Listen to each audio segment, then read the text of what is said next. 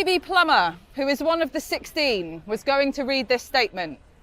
She has had to leave, so I'm going to read this statement on her behalf.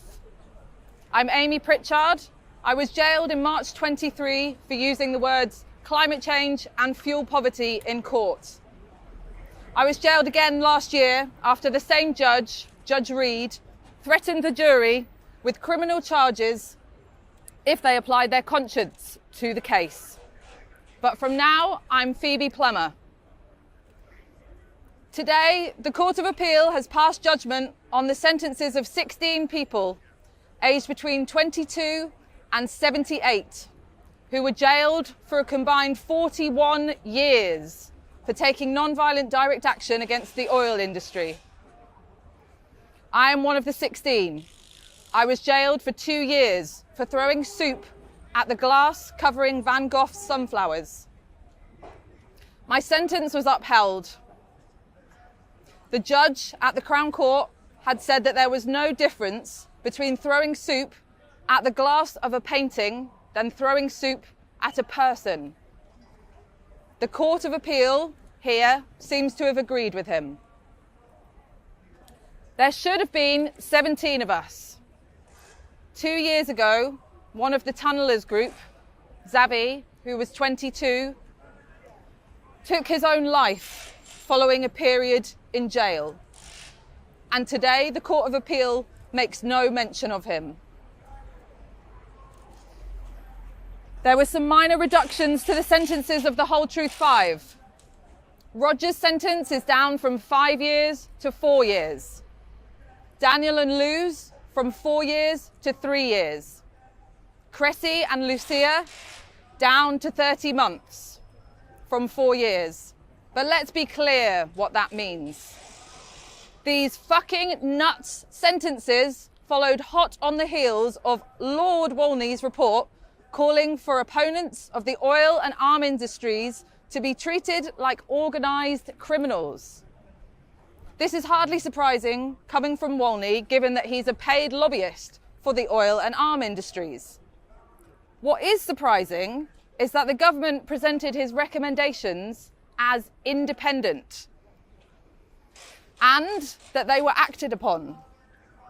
Wolney has finally been dumped by the government on Valentine's Day this year.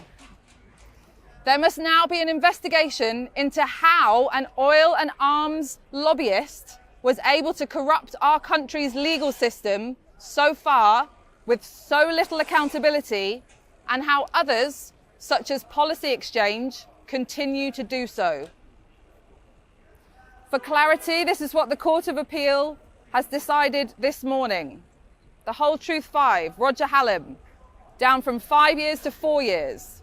Daniel and Lou, from 4 years to 3 years. Cressy and Lucia, from 4 years to 30 months. The Sunflowers case, appeal dismissed. The Gantry 5, Gay Delap, down from 20 months to 18 months. All other people dismissed. And tunnellers, appeals dismissed. Among the principles established by the court today was their ruling that judges should disregard the UN statements that sentences of this length are not appropriate in a democracy, and they are a violation of Britain's international law obligations under the Aarhus Convention.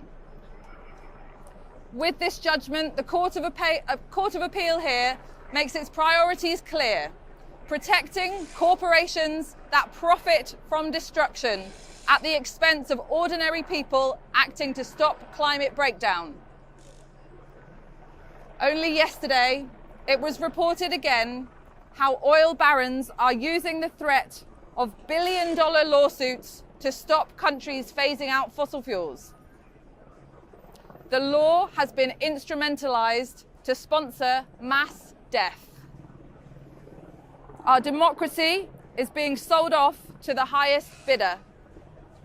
Our courts have been corrupted by the oil and arms industries and are continuing to jail good people for telling the truth, for resisting genocide in Palestine, and for resisting the continued extraction and burning of oil, gas, and coal. This is justice bent to serve power instead of ordinary people.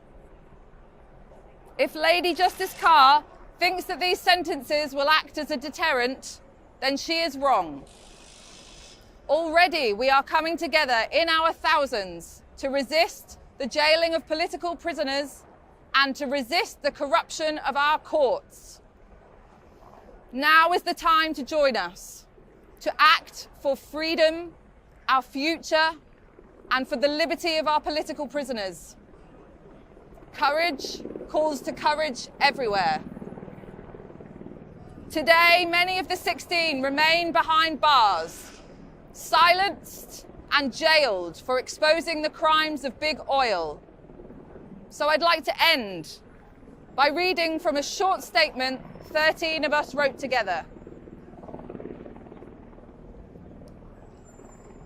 To be locked up in Britain's cruel prison system, witnessing the violence and the harm undertaken by the state against its own citizens is harrowing.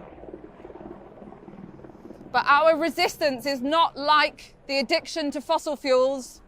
It's not a habit to be broken. Our resistance is the consequence of a profound commitment to non-violence and the refusal to be complicit in the destruction of our fellow human beings and the poisoning of life on Earth.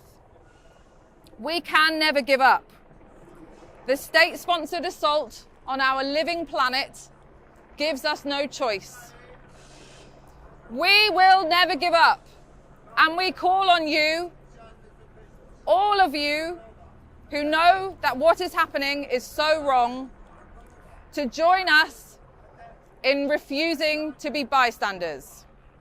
Thank you.